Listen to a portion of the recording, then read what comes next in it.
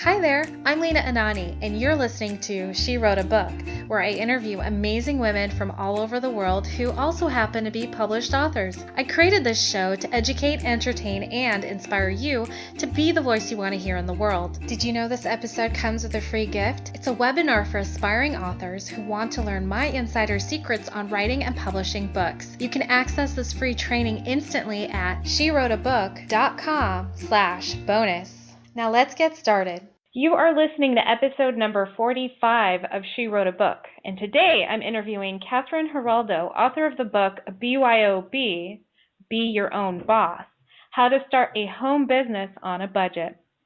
If you've been wanting to turn your passion into a home-based business, this beginner's guide is a great starting point.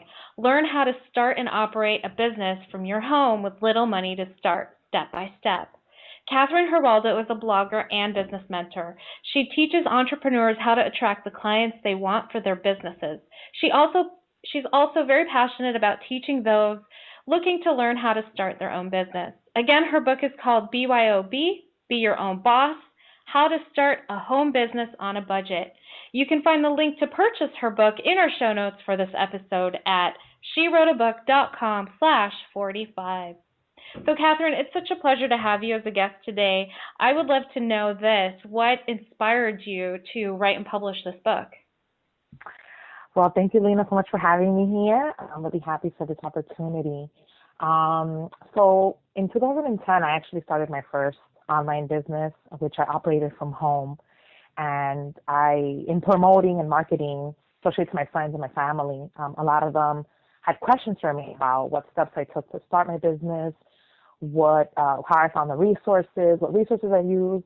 And so in answering questions and providing information, I decided I wanted to share my knowledge on a wider scale. So I actually created a class for home business owners and people looking to start a home business. And so that's what I taught back in 2011. And based on the feedback I received from the class and the notes that I had compiled, I decided that I would like to reach even more people. And so that's what led me to write a book.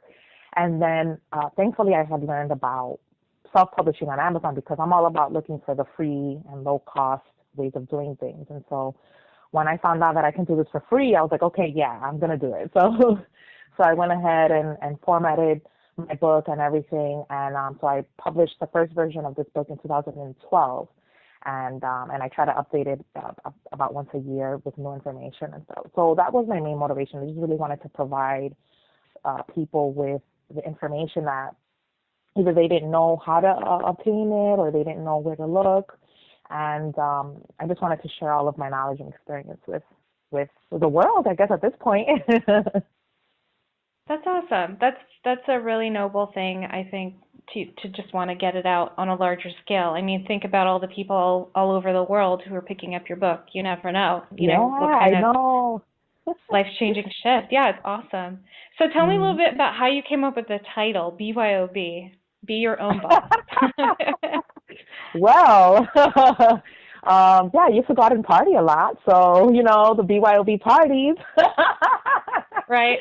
And, bring your own bottle and stuff. And so one day, because I had always been entrepreneurial and looking to start a business, and I always I've been wanting to start a business for as long as I can remember, and my friends always knew that. And one day, honestly, I swear, it just popped in my head, what if I replaced the bottle with business? And I'm like, oh my God, be your own boss. And then that's how I came up with the whole idea. It came up thinking about business, and I'm like, okay, people want to be their own bosses, so it was like, be your own boss. I was like, oh my God. And then I knew I wanted to create a subtitle to kind of further explain what I meant by that, So, yeah, those are my 20s. I love it. No, but that's so great. I mean, it's fun, right? Like it's a great title that's going to resonate with a lot of people, and you're going to attract, clients and readers and who get you. So I like it. I think it's very clever. Yeah, I thought it would be fun, Yeah, it is definitely fun. Because, also when you think about starting a home business, especially on a budget, right? You're like, oh, can this be fun? And I feel like your title kind of leads with the fun. It's like, yeah, it can be fun. Mm-hmm. So yeah, I like that. I think I think that whole be your own boss, it makes people feel empowered, you know? Yeah, Oh, mhm. definitely. Definitely.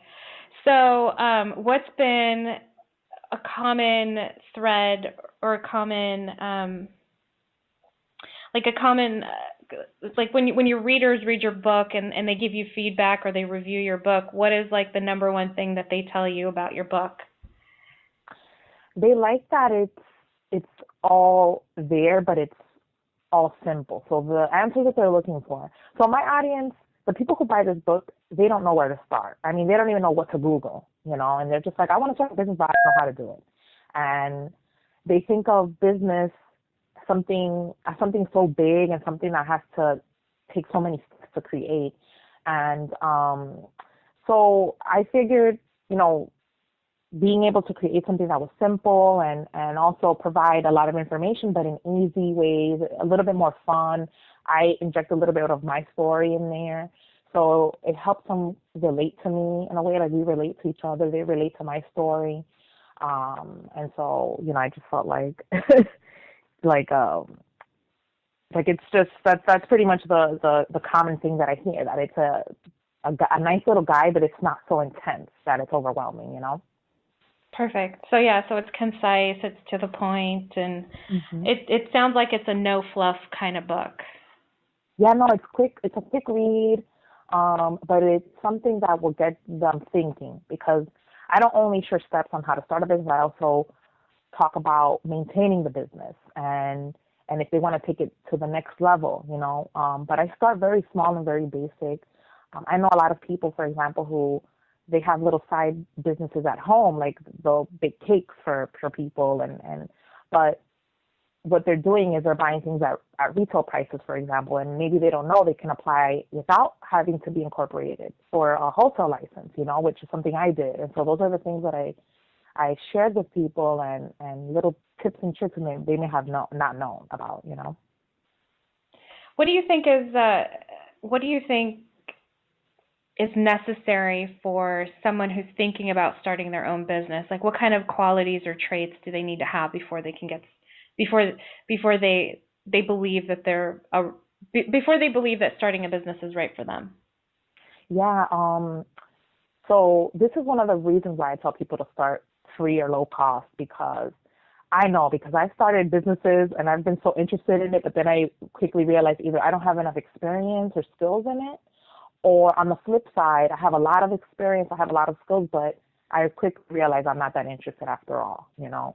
And so I tell people, you want to start small and start from home before going out and like renting a space and getting incorporated and getting a website and doing all of this stuff that costs money, because the hardest part is not starting a business. The hardest part is maintaining it and actually having it thrive.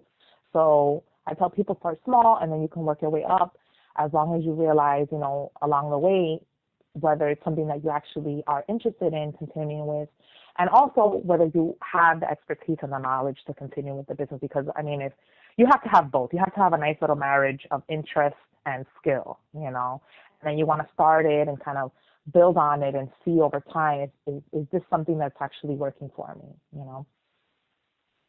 Yeah.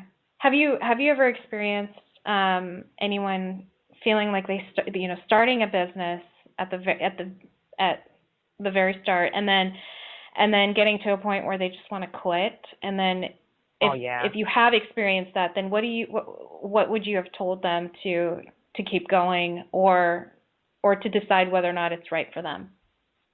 Man, let me tell you, I started and stopped so many businesses.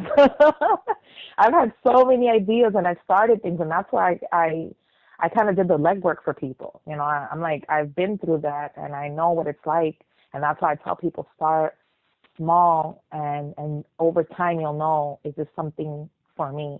I think a lot of people have this like grand illusion of a business, and it's great to dream of what the business can be, but I think in staying in that dream, they get a hard dose of reality when things are not coming out the way they thought they would, you know.